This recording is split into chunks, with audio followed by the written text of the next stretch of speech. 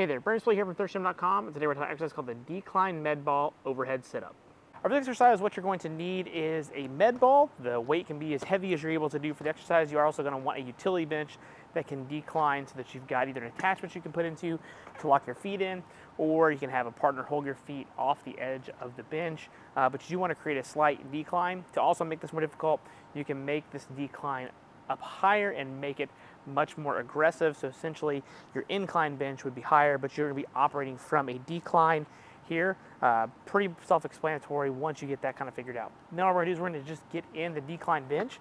So we're going to put our feet in between the rollers for safety purposes. You want to make sure this first bottom roller is around your ankle, and then the other roller here is back behind your knee. Most of these are adjustable to some degree, but if it is just a standalone bench, just do what you can. For most people, they are going to be pretty comfortable and pretty universal. You're not going to have any kind of issues with that.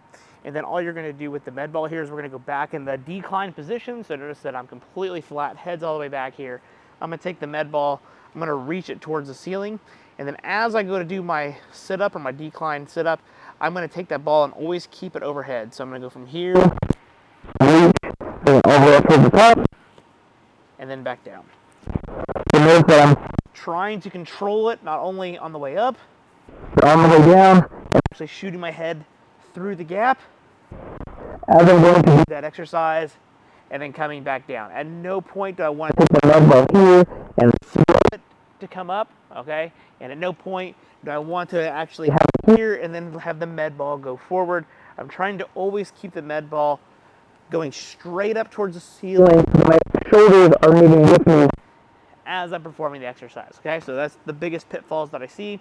You also want to make sure that you're not flailing around on the bench, so you're not kind of just going like that, okay? You actually want to try to control, use your hip flexors, use your abdominals to actually pull yourself up into that starting position.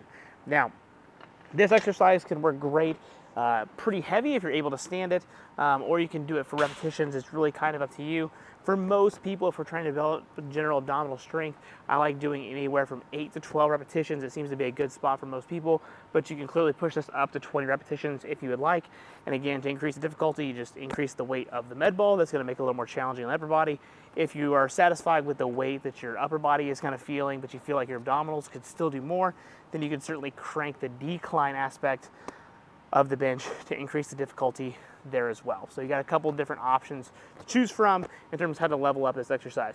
If you do happen to be somebody that suffers from a lot of chronic low back issues, I would recommend that you find a better exercise to start and then try to gradually build into some more decline-based work. I do think flexion is important. Many people that have low back issues generally do have weak abdominals and weak hip flexors, and this is a way to strengthen those. However, if you're not ready for the aggressiveness of the decline, then it can begin to pose problems for your lower back, especially if you can't maintain and control your trunk and your hips and your pelvis during the actual movement, then it can cause some issues. So if you have any questions, let me know in the comment section below. Thanks. Have a great day.